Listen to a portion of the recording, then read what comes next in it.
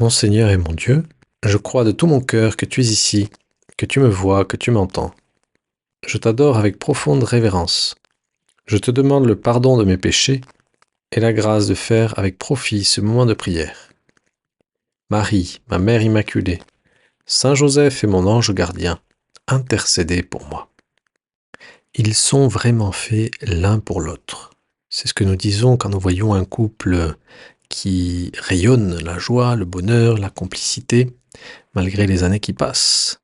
Ils ont été attirés l'un par l'autre comme deux aimants et ils continuent à montrer que l'amour est plus fort que tout. Et quelle que soit notre vocation, Seigneur, je suis fait pour toi. Tu as mis dans mon cœur comme un aimant qui m'attire à toi et qui fait que, comme dit saint Augustin, je ne trouverai pas de repos tant que je ne demeure en toi. C'est ce que nous dit le catéchisme de l'Église catholique. Le désir de Dieu est inscrit dans le cœur de l'homme, car l'homme est créé par Dieu et pour Dieu. Dieu ne cesse d'attirer l'homme vers lui, et ce n'est qu'en Dieu que l'homme trouvera la vérité et le bonheur qu'il ne cesse de chercher. La force magnétique qui m'attire à toi, Seigneur, peut être perturbée par des sortes d'interférences qui me détournent de l'objet de mon amour, de toi, mon Dieu. Une petite histoire peut nous aider à comprendre l'origine et les conséquences d'un tel dysfonctionnement. Un navire de croisière s'échoue un jour lamentablement sur les rochers. Après des mois d'enquête, on découvre l'origine de ce naufrage.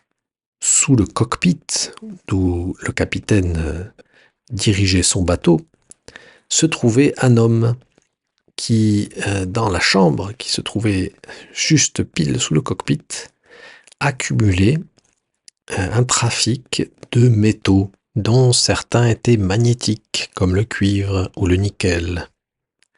Et cette accumulation de métaux avait perturbé les boussoles qui dirigeaient le navire et qui étaient juste au-dessus, dans le cockpit.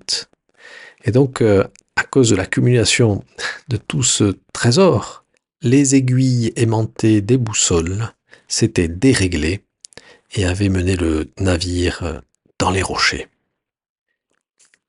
Il y a dans le cœur de tous les hommes une boussole qui nous mène à Jésus-Christ. Mais cette boussole peut être perturbée par des champs magnétiques qui nous détournent de l'objectif pour lequel nous sommes faits. Et dans l'évangile d'aujourd'hui, on comprend une partie de ces champs magnétiques qui nous détournent du Seigneur. C'est l'histoire du pauvre Lazare et du riche Épulon. Le riche Épulon vivait dans l'opulence. Il était vêtu de pourpre et de lin fin. Et il organisait des festins somptueux. Il pensait qu'à faire la fête. Et devant son portail gisait un pauvre nommé Lazare, qui était couvert d'ulcères et qui ne pouvait rien manger, même pas ce qui tombait de la table du riche. Et ce riche Épulon ignorait, avec orgueil, dédain, le pauvre Lazare. Il était incapable de le voir, tellement il était centré sur ses fêtes et ses richesses. Et Jésus poursuit cette histoire en faisant mourir ces deux personnages, qui se retrouvent pour l'un au paradis et l'autre dans l'Hadès, c'est-à-dire un lieu de souffrance terrible dans la théologie juive de l'époque de Jésus.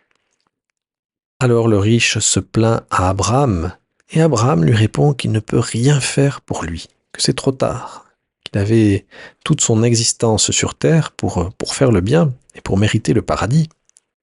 Dans un cri un peu désespéré, le riche demande à Abraham d'envoyer Lazare auprès de ses 5 frères pour les prévenir qu'il faut qu'il change de cœur pour ne pas se retrouver dans ce lieu horrible dans lequel se trouve le riche, où il souffre des tortures atroces. Et Abraham répond ceci. Ils ont Moïse et les prophètes. Qu'ils les écoutent. S'ils n'écoutent pas Moïse ni les prophètes, quelqu'un pourra bien ressusciter d'entre les morts, ils ne seront pas convaincus. Voilà cette phrase que Jésus met dans la bouche d'Abraham. Et Jésus anticipe et prophétise sa mort et sa résurrection, et prophétise aussi que des cœurs resteront fermés. Le Pharaon est resté fermé aux grands signes que Moïse avait manifestés, et aujourd'hui, nous restons parfois fermés aux grands signes que Jésus a mis dans notre vie. À commencer par cette passion, cette mort et cette résurrection de Jésus. Alors, Seigneur, comment éviter de perdre le nord? Comment bien laisser tous ces signes m'attirer toujours à toi, sans me laisser détourner de l'objectif?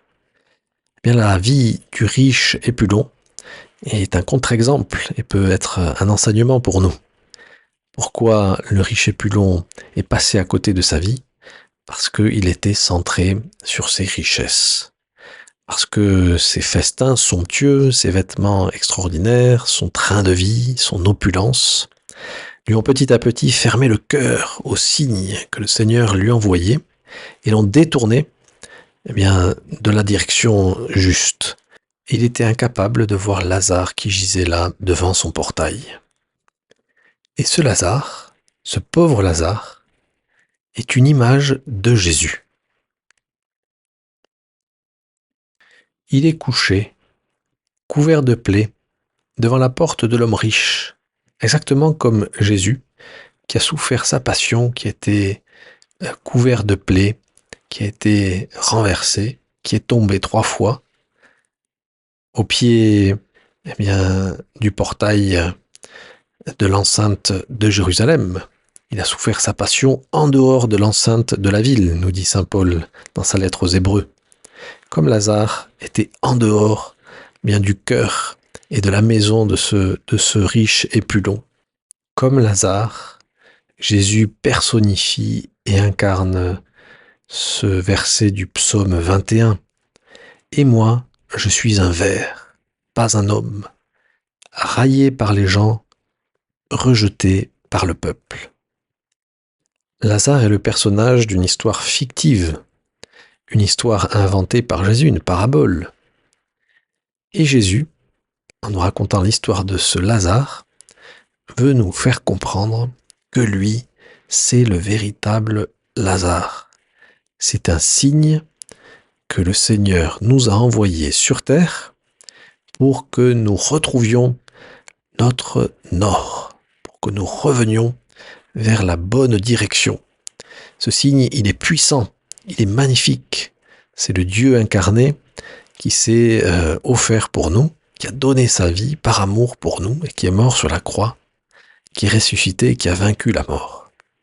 Ce signe, aussi éclatant soit-il, peut parfois nous laisser indifférents. Quelqu'un pourra bien ressusciter d'entre les morts, ils ne seront pas convaincus, dit Abraham dans l'histoire que Jésus a inventée. Alors Seigneur, durant ce carême, tout l'enjeu est de reconnaître les signes que tu m'envoies pour que je me redirige vers toi. Tout l'enjeu est de mettre aucun obstacle entre l'aimant que tu as mis dans mon cœur et l'aimant qui m'attire à Dieu.